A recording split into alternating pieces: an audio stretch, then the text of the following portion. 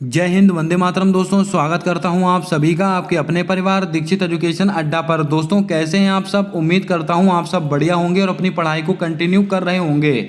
दोस्तों अगर आपका यूपी ट्रिपल एससी पैट 2023 में फॉर्म पड़ा है तो एक बार फिर हाजिर हो चुका हूं लेकर आप सभी के लिए ब्रह्मास्त्र वाली क्लास है।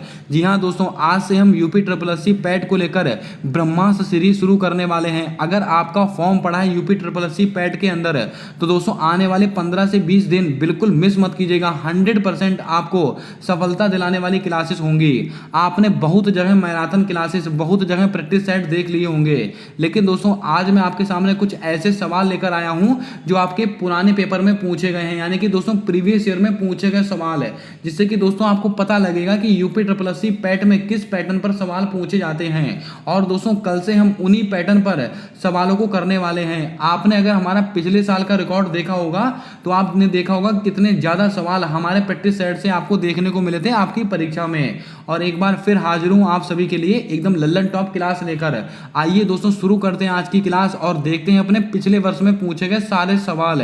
क्लास को मिस मत कीजिएगा, पूरे सवालों को आप नोट करते चलिएगा। सवाल पूछा गया था कि निम्नलिखित में से ओमान की राजधानी कौन सी है? मनामा है, माले है, मास्को है, मस्कट है। नोट करके रखिएगा, ओमान की राजधानी कौन सी है? मस्कट। मोस्ट इंपॉर्टेंट सवाल है आपकी परीक्षा को लेकर। अगर दोस्तों आपसे पूछ लिया जाए कनाडा, अगर आपसे क्वेश्चन में पूछ लिया जाए कनाडा, कनाडा की राजधानी दोस्तों क्या है? तो जल्दी से बताएं। Ottawa, Ottawa. ऑस्ट्रेलिया की राजधानी क्या है? ऑस्ट्रेलिया की, जल्दी से बताएं। ऑस्ट्रेलिया की राजधानी क्या है? Canberra, Canberra. और दोस्तों अजरबैजान की राजधानी क्या है? अजरबैजान की, अजरबैजान। अजरबैजान की राजधानी क्या है? वाकू। ये वो सवाल हैं जो दोस्तों आपको नंबर देके जाएंगे, इनको आप नोट करके रखिएगा। अगला क्वेश्चन हमसे पूछा गया था कि निम्नलिखित में से कौन से भारत के दो पड़ोसी द्वीप हैं? आप सवाल देख सकते हैं कितने लल्लन टॉप सवाल पूछे गए हैं। Maldives, Myanmar, Sri Lanka, Maldives, Lakshadweep, Sri Lanka, Seychelles, Australia. दोस्तों आपको बता दें भारत के दो पड़ोसी द्वीप कौन से हैं? ये दोस्तों श्रीलंका और मालदीव। तो आपका ऑप्शन नंबर बी बिल्कुल आपका सही जवाब होगा, इसको आप ध्यान में रखें। अब दोस्तों श्रीलंका की बात आई है तो आपको याद होगा भारत को श्रीलंका से अलग करने वाली खाड़ी कौन है? मन्नार की खाड़ी। नोट कर लीजिएगा इसको, मन्नार की खाड़ी। दोस्तों ये मन्नार की जो खाड़ी है भारत को श्रीलंका से अलग करती है, ये बात आपको नोट करके रखनी है। इसके अलावा दोस्तों आपको याद होगा लक्षद्वीप की राजधानी कौन सी है? लक्षद्वीप की राजधानी है कवरत्ती। कवरत्ती किसकी राजधानी है? लक्षद्वीप की राजधानी है। इसको भी आप नोट कर लें, सवाल बन सकता है आपकी परीक्षा में। बढ़ते हैं नेक्स्ट क्वेश्चन की ओर। अगला क्वेश्चन से पूछा गया था कि लोकसभा के प्रथम अध्यक्ष निम्नलिखित कौन है? निम्नलिखित में से कौन है? गणेश मावलकर हैं, हुकुम सिंह हैं, एम ए अयंगर हैं, के एस हेगड़े हैं। बिल्कुल सारों ऑप्शंस मैंने आपकी परीक्षा के ही उठाए हैं, इसको आप चेक कर सकते हैं जिसका भी अगर एग्जाम रहा हो। दोस्तों लोकसभा के पहले अध्यक्ष कौन थे? तो आप सबको पता है गणेश मावलकर जी। तो आपका ऑप्शन नंबर ए बिल्कुल राइट आंसर होगा, इसको ध्यान में रखें। अब दोस्तों कुछ महत्वपूर्ण सवाल मैं आपको यहां से बताता हूं। आपने दोस्तों आर्टिकल 108 सुना होगा, इसमें दोस्तों क्या है? ज्वाइंट सिटिंग, यानी कि संयुक्त बैठक का उल्लेख आर्टिकल 108 में है। अगर क्वेश्चन पूछा जाए संयुक्त बैठक को बुलाता कौन है? इसको बुलाता है राष्ट्रपति, यानी कि प्रेसिडेंट इसको बुलाता है।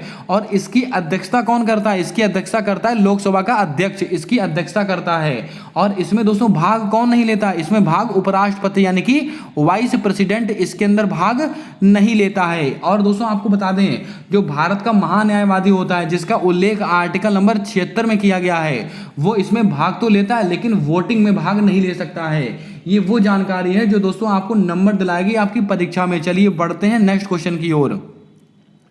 अंतर्राष्ट्रीय श्रमिक दिवस कब मनाया जाता है? 15 अप्रैल, 1 अगस्त, 1 मई, 12 दिसंबर। दोस्तों आपको याद होगा अंतर्राष्ट्रीय श्रमिक दिवस यानी कि मजदूर दिवस कब मनाते हैं? ये दोस्तों 1 मई को मनाता है, इसको भी आप याद रखें। अब दोस्तों कुछ महत्वपूर्ण दिवस जो आपको याद रखने हैं, आपको दोस्तों याद होगा 22 अप्रैल, 22 अप्रैल।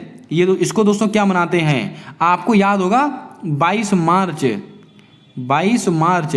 आपको दोस्तों याद होगा 22 मई, 22 मई। और आपको याद होगा 4 फरवरी, 4 फरवरी। और दोस्तों 23 जनवरी, 23 जनवरी। और दोस्तों कौन सा आपको याद आएगा? 2 फरवरी, 2 फरवरी। ये दोस्तों बहुत ही महत्वपूर्ण तारीखें हैं हमारे लिए। 22 अप्रैल को क्या मनाते हैं? पृथ्वी दिवस मनाते हैं, आपको याद रखना है। 22 मार्च को जल दिवस मनाते हैं। 22 मई को क्या मनाते हैं? अंतर्राष्ट्रीय जैव विविधता दिवस मनाते हैं। 4 फरवरी को कैंसर डे मनाते हैं, विश्व कैंसर दिवस है।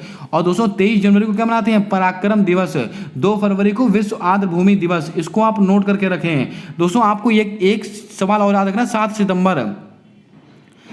सितंबर इसको क्या मनाया गया? इसको दोस्तों अंतर्राष्ट्रीय पुलिस दिवस मनाया गया। ये पहली बार सेलिब्रेट किया गया, इसीलिए हमारे लिए बहुत ही महत्वपूर्ण सवाल है। अब दोस्तों आपके लिए सवाल, अंतर्राष्ट्रीय महिला दिवस कब सेलिब्रेट करते हैं? इसका जवाब आपको कमेंट कर कर बताना है। चलिए बढ़ते हैं नेक्स्ट क्वेश्चन की ओर। एक क्वेश्चन पूछा गया था कि किस शहर को राजस्थान का सफेद शहर कहा जाता है? बीकानेर, अजमेर, उदयपुर, जयपुर। तो दोस्तों बच्चे को पता है, ये दोस्तों उदयपुर को कहते हैं। तो आपका ऑप्शन नंबर सी बिल्कुल राइट आंसर होगा। अगर यहीं पर दोस्तों आपसे पूछ ले, पिंक सिटी के नाम से किसको जाना जाता है? जयपुर को। जयपुर को दोस्तों कहते हैं पिंक सिटी। पिंक सिटी के नाम से किसको जानते हैं? जयपुर को कहते हैं। अब दोस्तों भारत का 52वां ये दोस्तों टाइगर रिजर्व कहां पर? रामगढ़ विषधारी। रामगढ़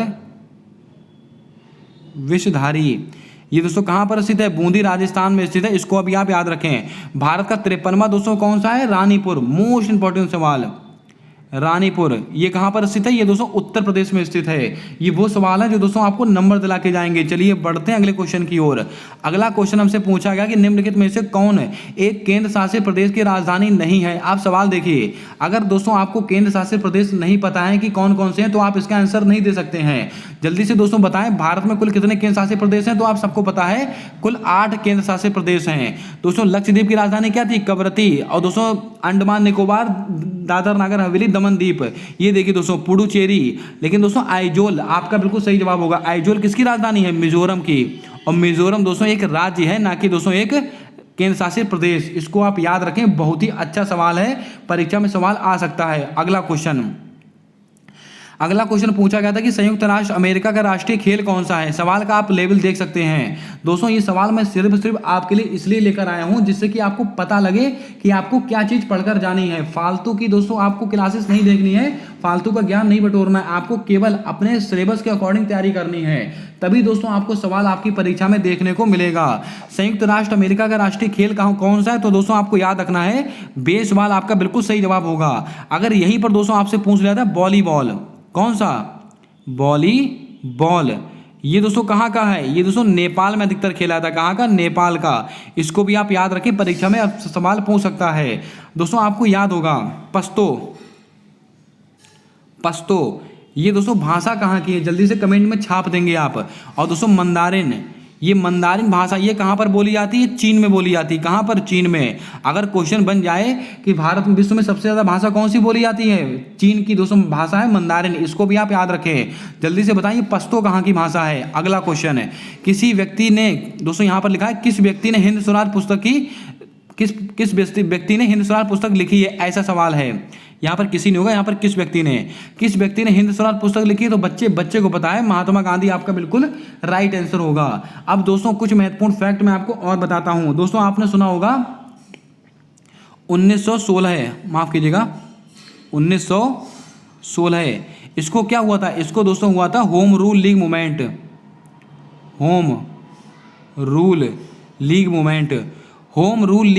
ये दोस्तों कब हुआ था? 1916 में हुआ था। इसकी अध्यक्षता किसने की थी? बाल गंगाधर तिलक और एनी बेसेंट ने दोस्तों इसकी अध्यक्षता की थी। ये बात आपको याद रखनी है। सरोजनी नायडू दोस्तों आपको याद होगा। अगर आपसे पूछा जाए कांग्रेस की पहली भारतीय महिला अध्यक्ष कौन थी? सरोजनी नायडू जी थी। इसको भी आप याद रखें। अगला क्वेश्चन है, संगाई महोत्सव निम्नलिखित में से किस राज्य में मनाते हैं? मणिपुर, मेघालय, असम, तमिलनाडु। तो दोस्तों आपको याद रखना है, ये दोस्तों मणिपुर का बहुत ही फेमस फेस्टिवल है, संगाई फेस्टिवल। अब दोस्तों ऑप्शंस हमारे लिए बहुत ही महत्वपूर्ण है। मेघालय की राजधानी क्या है? शिलोंग। मेघालय की राजधानी क्या है? शिलोंग। और दोस्तों आपको याद होगा शिलोंग में चेरी ब्लॉसम फेस्टिवल, कौन सी? चेरी ब्लॉसम फेस्टिवल कहाँ पर मनाते हैं? मेघालय की राजधानी शिलोंग में मनाते हैं। और मेघालय की राजधानी शिलोंग में दोस्तों 3 प्रकार की पहाड़ियां पाई जाती, कौन कौन सी? यहां पर लिख लीजिएगा आप, गारो, खासी, जयंतियां। गारो खासी जयंतिया पहाड़ी कहाँ पर स्थित है? मेघालय की राजधानी शिलोंग में। और एक क्वेश्चन बहुत बार पूछा जाता है कि किस पहाड़ी के नीचे सर्वाधिक वर्षा होती है? खासी पहाड़ी के नीचे सर्वाधिक वर्षा होती है। इसको भी आप याद रखें, परीक्षा में सवाल आ सकता है। असम का दोस्तों फेस्टिवल कौन सा है? बिहू, आपको याद होगा। और असम का क्लासिकल दोस्तों नृत्य कौन सा है? क्लासिकल डांस है, तो आपको याद होगा सत्रिया। इसको भी आप लिख लें, परीक्षा में आ सकता है सवाल आपके, इसको भी आप नोट करते चलें। मेघालय दोस्तों, मेघालय में एक फेस्टिवल और मनाते हैं, बांग्ला। बांग्ला फेस्टिवल कहाँ का? ये मेघालय का है। आइए बढ़ते हैं अगले क्वेश्चन की ओर। दोस्तों अगर आपने क्लास को पहली बार देखा हो तो क्लास को लाइक कर दें, चैनल पर नए हो तो चैनल को सब्सक्राइब कर बेल वाला आइकन ध्यान से दबा लें, ताकि आने वाली सारी क्लासेस के अपडेट्स आप तक आसानी से पहुँचते रहें। अगर आपका यूपी SSSC पैट का एग्जाम है तो दोस्तों आप इन क्लासेस को मिस मत कीजिएगा। आने वाले जितने भी दिन बचे हैं आपकी परीक्षा में, डेली दोस्तों आपको एक मैराथन क्लास मिलने वाली है, और उससे बाहर आपकी परीक्षा में एक सवाल नहीं जाएगा। ऐसे मान के चलिएगा आप 50% दोस्तों इन क्लासेस से कवर कर सकते हैं, अगर आपने रेगुलर क्लासेस देख ली, इनके वन लाइनर नोट्स बना लिए। बात करते हैं अपने अगले क्वेश्चन की ओर। जैन धर्म का सबसे महत्वपूर्ण मौलिक सिद्धांत कौन सा था? तो आपको सबको याद होगा अहिंसा इसका सबसे मौलिक सिद्धांत था। तो आपका ऑप्शन नंबर बी बिल्कुल राइट आंसर होगा, इसको भी आप याद रखें। एक क्वेश्चन आपसे पूछा जाता है कि महावीर स्वामी के सबसे पहले शिष्य कौन थे? जमाली। जमाली, और ये इनके दामाद थे, इसको भी आप लिखते चलें, परीक्षा में सवाल पूछे गए हैं। अब दोस्तों जैन धर्म की बात आई है, दोस्तों आपको बौद्ध धर्म भी यहाँ से याद रखना है। बौद्ध धर्म आपको दोस्तों याद होगा, महात्मा बुद्ध, इनके बचपन का क्या नाम था? सिद्धार्थ। दोस्तों महात्मा बुद्ध के बचपन का नाम क्या था? सिद्धार्थ। सबसे पहले हम दोस्तों जैन धर्म की बात कर लेते हैं। जैन धर्म से भी सवाल बहुत बनते हैं आपकी परीक्षा में। दोस्तों जैन धर्म में कुल कितने तीर्थंकर हुए थे? 24। कितने हुए थे? 24 तीर्थंकर हुए थे पहले। और आपको कौन कौन से याद रखने हैं? पहले आपको याद रखने हैं 23वें याद रखने हैं, 24वें याद रखने हैं, यही परीक्षा में आपसे बार बार पूछे जाते हैं। पहले दोस्तों कौन थे? ऋषभदेव। ऋषभदेव। 23वें कौन थे? पार्श्वनाथ। पार्श्वनाथ। और दोस्तों 24वें और अंतिम कौन थे? महावीर स्वामी। महावीर स्वामी। ये दोस्तों तीर्थंकर आपको याद रखने हैं। और महावीर स्वामी, इनके बचपन का क्या नाम था? वर्धमान। क्या नाम था इनके बचपन का नाम? वर्धमान इनके बचपन का नाम था, इसको भी आप नोट करते चलें, अच्छा सवाल है। अब दोस्तों आपसे एक क्वेश्चन जल्दी से बताएं, महात्मा बुद्ध ने अपने सर्वाधिक उपदेश किस स्थान पर दिए थे? इसका जवाब आपको कमेंट कर बताना है। जुड़े रहिएगा, बहुत ही महत्वपूर्ण फैक्ट मैं आपको नोट कराने वाला हूं। अगला सवाल, अगला क्वेश्चन पूछा गया कि किस शासक के दरबार में नवरत्नों का उल्लेख किया गया है? दोस्तों हिस्ट्री के सवाल यहां से पूछे गए हैं, आपको याद रखने हैं। दोस्तों किस शासन के दरबार में नवरत्नों का उल्लेख है? चंद्रगुप्त द्वितीय। इनको दोस्तों विक्रमादित्य भी आपके ऑप्शन में लिख के आ सकता है, इसको भी आप याद रखेंगे। आइए चलते हैं अगले सवाल की ओर। एक क्वेश्चन हमसे पूछा गया था कि दिल्ली सल्तनत में सबसे कम समय तक शासन करने वाला वंश कौन सा था? दोस्तों दिल्ली सल्तनत में सबसे ज्यादा अगर शासन किया है तो किसने किया है? तो दोस्तों आपको याद होगा ये तुगलक वंश ने किया था। लेकिन दोस्तों सबसे कम शासन किसने किया था? ये दोस्तों खिलजी वंश। आपका ऑप्शन नंबर ए बिल्कुल सही जवाब होगा, इसको आप याद करके रखेंगे, बहुत ही अच्छा सवाल है। और दोस्तों आपको याद होगा खिलजी वंश, दोस्तों खिलजी वंश के संस्थापक कौन थे? जल्दी से कमेंट कर आपको बताना है। अगला क्वेश्चन है दोस्तों, अगला क्वेश्चन पूछा गया कि डलहौजी ने भारत में ब्रिटिश साम्राज्य के लिए अवध को कब्जे में लिया किसके द्वारा? सहायक गठबंधन की नीति के माध्यम से, युद्ध छेड़कर, राज्य में अव्यवस्था के माध्यम से, हड़प नीति के माध्यम से? तो सबको बताइए दोस्तों, हड़प नीति के माध्यम से डलहौजी ने दोस्तों भारत में ब्रिटिश साम्राज्य के लिए अवध को कब्जे में लिया था। ये जनरल क्वेश्चन है, परीक्षा में आता ही आता है। अगला क्वेश्चन, हड़प्पा। दोस्तों अगला क्वेश्चन पूछा गया था कि हड़प्पा का एक बंदरगाह का नाम क्या था? बहुत ही अच्छा सवाल था, आपकी परीक्षा में आया हुआ है। लोथल, नागपट्टनम, महास्थानगढ़, सिकंदरिया। तो आप सबको पता है लोथल दोस्तों यहाँ का एक बंदरगाह है। और लोथल दोस्तों कहाँ पर स्थित है? ये गुजरात में स्थित है। कहाँ पर? गुजरात में स्थित है, इसको भी आप याद रखें। और एक सवाल आपसे और पूछ सकता है करंट अफेयर को रिलेट कर हड़प्पा सभ्यता का सबसे बड़ा संग्रहालय दोस्तों कहाँ पर बनना है? राखीगढ़ी। राखीगढ़ी यहां पर बनना। और राखीगढ़ी कहां पर स्थित है? हिसार, हरियाणा में। हरियाणा, इसको आप ध्यान में रखेंगे। अगला सवाल, बंगाल के किस आंदोलन के दौरान तिरंगे झंडे का डिजाइन तैयार किया गया था? बहुत ही डीप क्वेश्चन पूछा गया है। दोस्तों आपको याद होगा बंगाल में कौन सा दोस्तों आंदोलन हुआ था? तो आप सबको पता है स्वदेशी आंदोलन हुआ था। और स्वदेशी आंदोलन हुआ कब था? 1905 में हुआ था। और दोस्तों किसके समय हुआ था? करजन के समय हुआ था। ये कुछ महत्वपूर्ण जानकारी जो आपको याद रखनी है। और दोस्तों आपको बता दें, बंगाल विभाजन, दोस्तों बंगाल विभाजन किसके समय हुआ था? कर्जन के समय। कहाँ से दोस्तों हुआ था? तो आपको याद होगा टाउन हॉल कोलकाता से। कोलकाता। विदेशी वस्तुओं का बहिष्कार आपको याद होगा। खिलाफत आंदोलन दोस्तों जल्दी से बताएं आप। सविनय अवज्ञा आंदोलन 1930 का है, सविनय अवज्ञा आंदोलन, इसको भी आप याद रखें। अगला क्वेश्चन है, अगला क्वेश्चन हमसे पूछा गया कि खलीफा की अस्थायी शक्तियों की रक्षा के लिए मुंबई में कब एक खिलाफत समिति का गठन किया गया था? तो दोस्तों आपको याद रखना है, ये वर्ष 1919 में किया गया था। तो आपका ऑप्शन नंबर ए बिल्कुल सही जवाब होगा, इसको आप ध्यान में रखें। ये तो हो गया दोस्तों आपका क्वेश्चन और उसका आंसर है। अब यहां से महत्वपूर्ण फैक्ट हम निकालते हैं। 1919 को दोस्तों क्या हुआ था? जलियांवाला बाग हत्याकांड। जलियांवाला बाग हत्याकांड कब हुआ था? 13 अप्रैल 1919। कहां से? अमृतसर। और दोस्तों रोलैक्ट एक्ट, रोलैक्ट एक्ट ये कब का? ये भी 1919 का है। इसको बोलते हैं ना अपील ना दलील का कानून। और दोस्तों 1919 को क्या हुआ था? मोंटेग्यू चेम्सफोर्ड अधिनियम। मोंटेग्यू चेम्सफोर्ड अधिनियम कब का है? 1919 का है। तो इतने सवाल आपको याद रखने हैं। 1919 में दोस्तों 1909 में क्या हुआ था? तो दोस्तों आपको याद होगा मार्लियामेंटो एक्ट, ये कब का है? 1919 का है। इसी में दोस्तों सांप्रदायिक निर्वाचन प्रणाली को लागू किया गया था। 1931 में दोस्तों क्या हुआ था? तो दोस्तों आपको याद होगा 1931 में दोस्तों 2 से 3 घटनाएं हुई थी बहुत ही महत्वपूर्ण। सरदार भगत सिंह, सुखदेव और राजगुरु जी को फांसी कब हुई थी? 23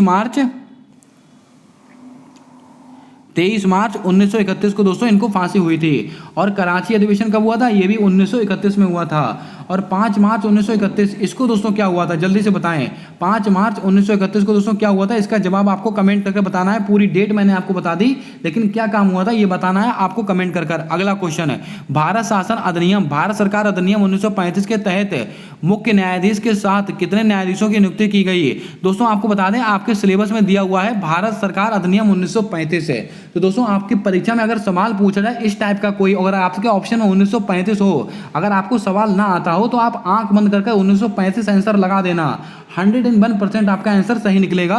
ये दोस्तों प्रीवियस ईयर में 2 से 3 सवाल हर शिफ्ट में ऐसे पूछे गए आपसे। तो आपको याद रखना है, भारत सरकार अधिनियम 1935 के अनुसार मुख्य न्यायाधीश के साथ कुल 6 न्यायाधीशों की नियुक्ति की गई थी। तो आपका ऑप्शन नंबर बी बिल्कुल सही जवाब होगा, इसको आप ध्यान में रखेंगे। अब दोस्तों 1 से 2 फैक्ट आपको और याद रखने हैं। दोस्तों भारत के राष्ट्रपति को शपथ कौन दिलाता है? मुख्य न्यायाधीश दिलाते हैं। और मुख्य न्यायाधीश को शपथ कौन दिलाता है? भारत के राष्ट्रपति दिलाते हैं। यानी कि एक दूसरे लोग एक दोनों को शपथ दिलाते हैं। दोस्तों राष्ट्रपति सुप्रीम कोर्ट से परामर्श ले सकता है और सुप्रीम कोर्ट परामर्श दे सकता है। कौन से आर्टिकल के तहत? आर्टिकल नंबर 143 के तहत। और दोस्तों एक सवाल सुनिएगा, अगर राष्ट्रपति चुनाव में कोई विवाद होता है तो उसका निपटारा कौन करेगा? सुप्रीम कोर्ट करेगा। कौन से आर्टिकल के तहत? आर्टिकल 71 के तहत। बहुत ही डीप सवाल है, इनको आप याद रखेंगे। अगला सवाल, किसके द्वारा 1857 की क्रांति की शुरुआत की गई थी? तो दोस्तों बच्चों वाला सवाल है, ये सिपाहियों के द्वारा की गई थी। आगे बढ़िएगा दोस्तों, अरावली पर्वत श्रेणी की सबसे ऊंची शिखर कौन सी है? ये सवाल पूछा गया था। पंचमढ़ी, अनाईमुड़ी, गुरु शिखर, दोदा बेटा। तो आपको याद रखना है गुरु शिखर आपका बिल्कुल राइट आंसर होगा, इसको आप याद रखें, परीक्षा में आया हुआ क्वेश्चन है। अब दोस्तों हम बात करते हैं अनाईमुड़ी की। भारत की सबसे दक्षिणी चोटी, दोस्तों भारत की, माफ कीजिएगा, दक्षिण भारत की सबसे ऊंची चोटी, दक्षिण भारत की सबसे ऊंची चोटी कौन सी है? अनाईमुड़ी।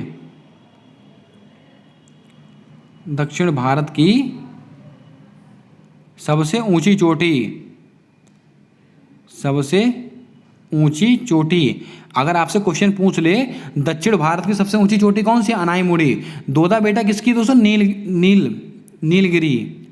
नीलगिरी की सबसे ऊंची चोटी कौन सी है? दोदा बेटा। ये वो सवाल है जो दोस्तों आपको याद रखने हैं। ग्रीष्म काल में उत्तरी मैदानों में बहने वाली पवन क्या कहलाती है?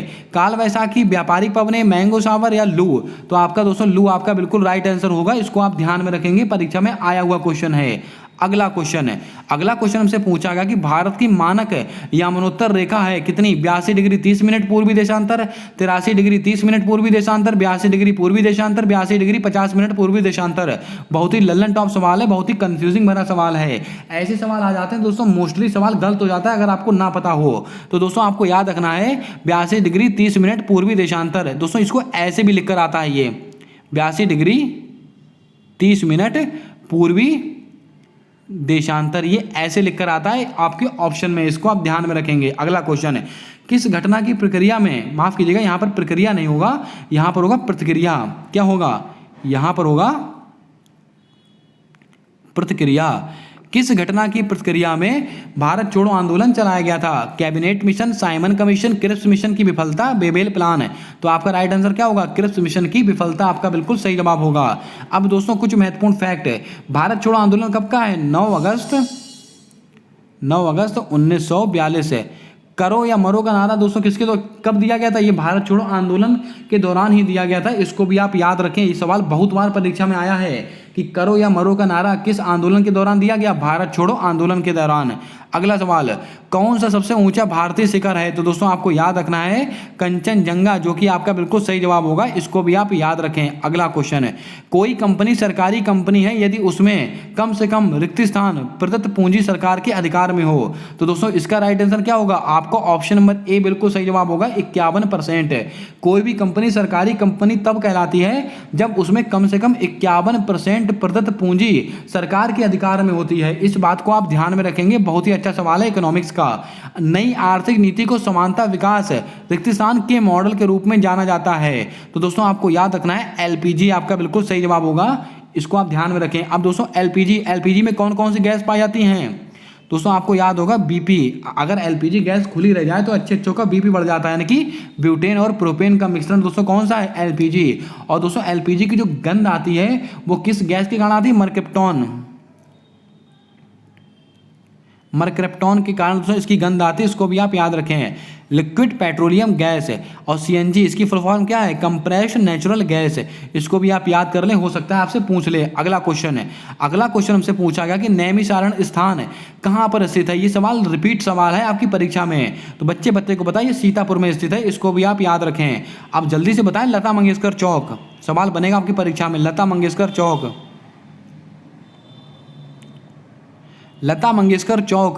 ये दोस्तों इसका उद्घाटन कहाँ पर किया गया? इसका उद्घाटन किया गया है आपके अयोध्या जी में, इसको भी आप याद रखें, आपकी परीक्षा में आने वाला सवाल होगा। आइए बढ़ते हैं अगले क्वेश्चन की ओर।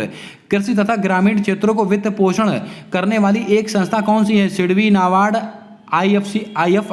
क्या लिखा दोस्तों? IFCI। दोस्तों आपको याद रखना है नाबार्ड आपका बिल्कुल सही जवाब होगा। अब दोस्तों नाबार्ड की बात आई है तो नाबार्ड का पूरा पोस्टमार्टम करते हैं। नाबार्ड की स्थापना किस समिति की सिफारिश पर हुई थी? शिवरमन समिति,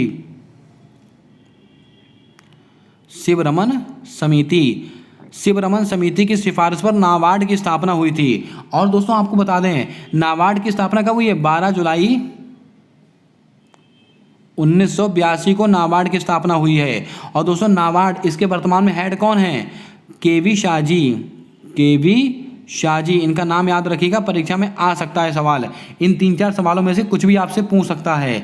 अगला क्वेश्चन है, 1991 की आर्थिक सुधारों के द्वारा किस समस्या की ओर ध्यान दिया गया था? भारतीय रुपए का मूल्य ह्रास, आर्थिक नीति की असफलता, विदेशी मुद्रा भंडार में संकट। तो दोस्तों आपके ऑप्शन में देके रखा था उपरोक्त सभी, यानी कि तो दोस्तों चौथा ऑप्शन और बना लीजिएगा, ये सभी। तो ये सभी आपका बिल्कुल सही जवाब होगा, इसको आप याद रखेंगे। अगला सवाल, हॉलमार्क लोगो का उपयोग निम्न में से किसके लिए होता है? तो बच्चे को पता है हॉलमार्क किसके अंदर होता है? जेवर के अंदर होता है, यानी कि दोस्तों हीरा जो सोने की चीज़ें होती हैं या दोस्तों कोई भी जेवर होता है उसमें हॉलमार्क का प्रयोग करते हैं। दोस्तों किस ब्रांड का है, किस कंपनी का है, इसको आप याद रखेंगे। अगला सवाल, दोस्तों रिक्त स्थान वे आदर्श हैं जिन्हें राज्य को नीतियों का निर्माण करते समय ध्यान रखना चाहिए। तो दोस्तों राज्य के नीति निर्देशक सिद्धांत आपका बिल्कुल सही जवाब होगा, इसको आप याद रखें। अब दोस्तों बात आई है तो दोस्तों कुछ महत्वपूर्ण फैक्ट मैं आपको बताता हूं। अगर आपसे पूछा जाए राज्य के नीति निर्देशक सिद्धांत कौन से भाग में है? भाग 4 आर्टिकल दोस्तों इनका कौन सा है? तो दोस्तों आपको याद होगा 36 से 51 के बीच में है राज्य के नीति निर्देशक तत्व, इसको भी आप याद रखें। मौलिक अधिकार का उल्लेख कौन से भाग में है? भाग 3। और संविधान का मैग्ना कार्टा किस भाग को कहते हैं? इसी भाग को कहते हैं, भाग 3 को। और मौलिक अधिकार दोस्तों 12 से 35 के बीच में है मौलिक अधिकार। ये बातें आपको याद रखनी है, परीक्षा में दोस्तों आ सकती हैं। अगला क्वेश्चन, मौलिक कर्तव्य का उल्लेख किस भाग में किया गया? तो दोस्तों मैंने अभी आपको बताया, भाग 3 में क्या है? मौलिक अधिकार। भाग 4 में क्या है दोस्तों? राज्य के नीति निर्देशक तत्व, यानी कि DPSP। इसमें क्या है? मौलिक अधिकार। मौलिक अधिकार। और दोस्तों ये भाग 4A इसमें क्या है, मूल कर्तव्य। तो आपका राइट आंसर क्या होगा, मौलिक कर्तव्य। अब दोस्तों कौन से कहाँ से लिए गए हैं, डीपीएसपी कहाँ से लिया गया है, आयरलैंड से लिए गए हैं। और मौलिक अधिकार दोस्तों कहाँ से लिए गए, यूएसए अमेरिका से लिए गए हैं। मौलिक कर्तव्य दोस्तों कहाँ से लिए गए, रूस से लिए गए। कहाँ से, रूस से लिए गए, इसको भी आप याद रखें। और संविधान संशोधन की प्रक्रिया कहाँ से ली गई है, दक्षिण अफ्रीका से ली गई है। अगला क्वेश्चन है, भारतीय संविधान का अनुच्छेद 343 है किसके बारे में बताता है। तो मुझे नहीं लगता किसी बच्चे को इसका आंसर ना आता हो। ये भारत की राजभाषा से संबंधित है। तो आपको ऑप्शन नंबर बी बिल्कुल राइट आंसर होगा, इसको भी आप याद करके रखें। भारत के राष्ट्रपति का उल्लेख कौन से आर्टिकल में है, आर्टिकल नंबर 52। अब दोस्तों राष्ट्रपति की बात आई है तो सारे सवाल राष्ट्रपति से मैं आपको बता देता हूं। भारत के दोस्तों राष्ट्रपति आर्टिकल नंबर 52, इसकी दोस्तों कार्यपालिका शक्ति आर्टिकल नंबर 53, इसका दोस्तों निर्वाचन आर्टिकल नंबर 54 है। और निर्वाचन की जो पद्धति यानी कि जो निर्वाचन की विधि है वो कौन से, आर्टिकल नंबर 55 है। और दोस्तों भारत के राष्ट्रपति की शपथ आर्टिकल नंबर 60, महाभियोग आर्टिकल नंबर 71 है, और क्षमादान आर्टिकल नंबर 72 है, अध्यादेश की शक्ति आर्टिकल नंबर 123 है। इससे बाहर सवाल आपकी परीक्षा में नहीं बनेगा, इसको आप नोट कर लें सारे आर्टिकल। एक बार फिर से रिपीट कर देता हूं, भारत के राष्ट्रपति का उल्लेख कौन से आर्टिकल में है, आर्टिकल नंबर 52 है। और दोस्तों राष्ट्रपति की कार्यपालिका शक्ति आर्टिकल नंबर 53 है। और दोस्तों उसका निर्वाचन आर्टिकल नंबर 54 है। और निर्वाचन की जो पद्धति होती है वो कौन से आर्टिकल में, आर्टिकल नंबर 55 है। और राष्ट्रपति की शपथ आर्टिकल नंबर 60 है। राष्ट्रपति पर महाभियोग की प्रक्रिया आर्टिकल नंबर 71 है। राष्ट्रपति का क्षमादान आर्टिकल नंबर 72 है। और राष्ट्रपति के अध्यादेश की शक्ति आर्टिकल नंबर 123। अगला क्वेश्चन, कौन सा अनुच्छेद धन विधेयक को परिभाषित करता है, 110, 112, 111, इनमें से कोई नहीं। तो धन विधेयक को कौन परिभाषित करता है, आर्टिकल 110 आपका बिल्कुल सही जवाब होगा। अब आर्टिकल 112 आपके ऑप्शन में देकर रखा है तो आपको याद रखना है वार्षिक वित्तीय विवरण, वार्षिक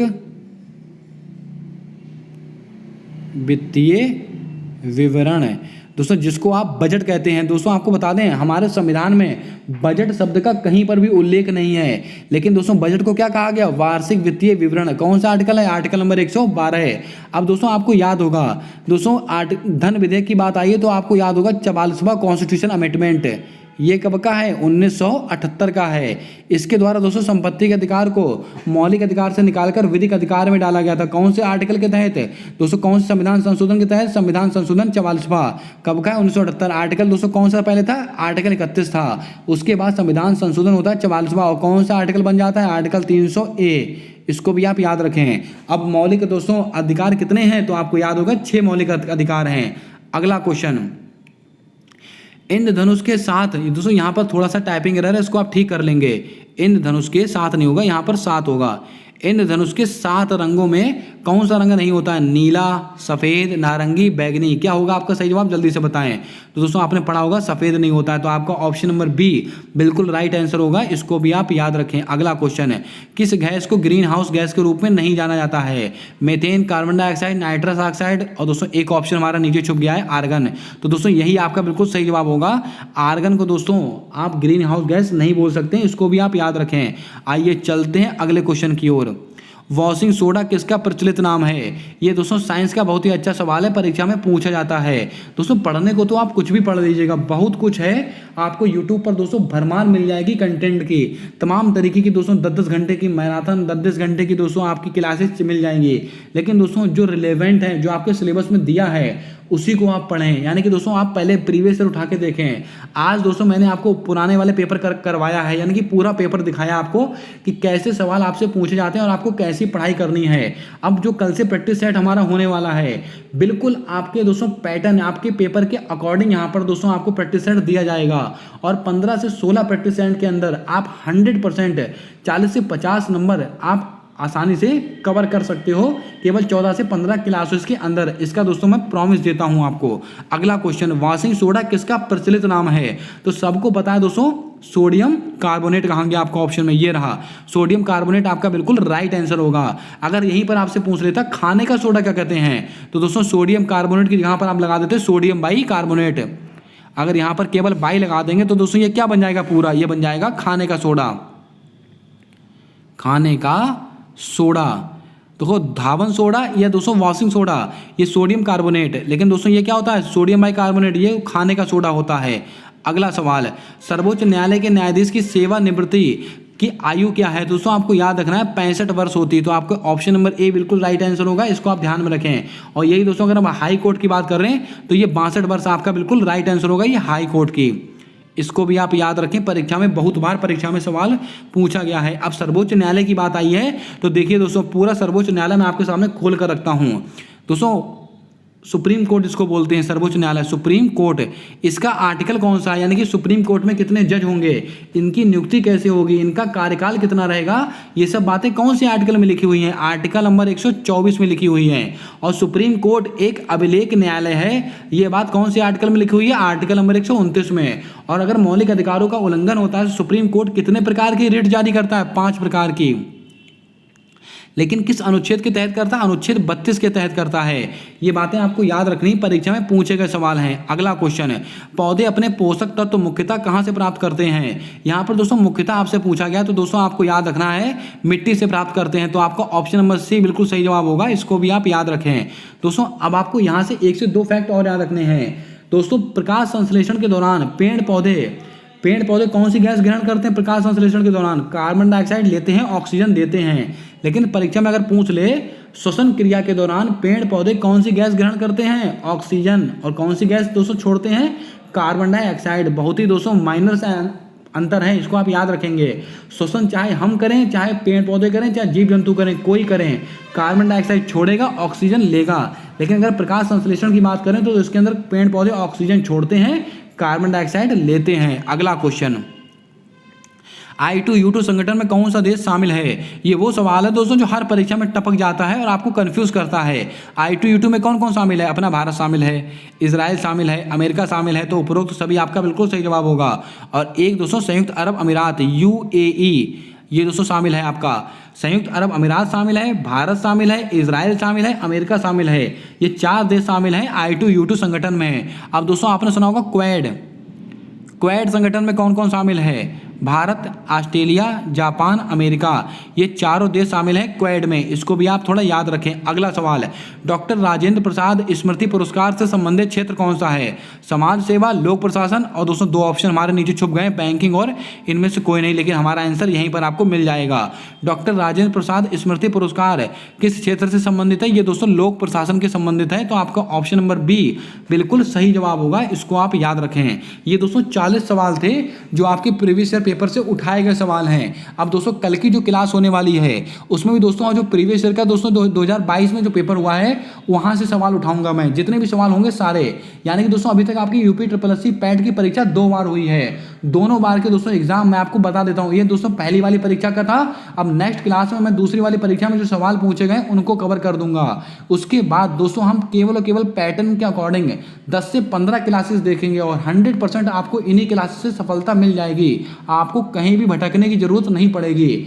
अगर आज का कंटेंट आपको पसंद आया हो, आज की क्लास अच्छी लगी हो, तो क्लास को दिल से लाइक कीजिएगा, प्यारा सा कमेंट कीजिएगा। मिलते हैं आने वाली अगली क्लास के अंदर, तब तक के लिए जय हिंद, जय भारत दोस्तों। और चैनल को सब्सक्राइब ना किया हो तो सब्सक्राइब कर बेल वाला आइकन ध्यान से दबा लीजिएगा, ताकि आने वाली सारी क्लासेस के अपडेट्स आप तक आसानी से पहुंचते रहें। मिलते हैं नेक्स्ट क्लास में।